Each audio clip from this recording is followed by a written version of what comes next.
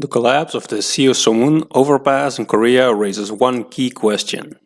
Why did it fail at that exact moment? Most experts agree that the steel inside the concrete was heavily corroded and had already lost much of its strength. But the timing is what makes this case so interesting. Let's look at the collapse itself.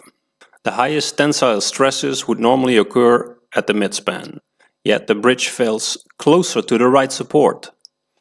That actually makes sense when you consider the temporary traffic light structure installed beneath the bridge. Now, look again where it breaks. There's no visible rotation beforehand, but the structure suddenly collapses into a V shape, with a large crack forming in the middle. Before the collapse, we see a finishing around the bridge structure, which limited airflow around the structure. On top, the sides were being used to drain rainwater. Combined with the already poor conditions of the bridge, this made the situation even worse. The bridge was already scheduled for demolition. Cutting work was being carried out while trains were still running underneath. That pressure likely explains why no temporary supports were installed. It would have required stopping train traffic. That is, of course, a poor justification, but it's what happened. Still, why at that exact moment?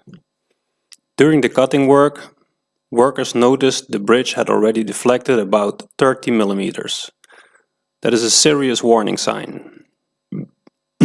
To understand what happens next, it helps to look at how these girders work. The bridge consists of multiple simply supported girders, each spanning about 50 meters and supported at both ends. The steel loops inside the concrete help connect the girders to each other. Look at this top view again. Cuts had been made between the girders. Once those connections are cut, the girders no longer work together. Each girder has to carry its own load, making the structure much weaker overall. As mentioned earlier, some of these girders had already lost a lot of their strength. Before the cuts, they were still being helped by the neighboring girders. But once those connections were removed, that support disappeared and movement started. At that point, when workers stood on top of the weakest and most stressed area, it was enough to trigger the collapse.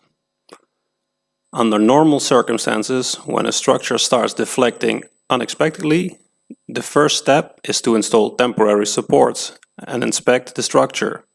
In this case, that wasn't considered, possibly because of the train traffic below. Feel free to like, subscribe, and share your thoughts in the comments below so we can continue the discussion.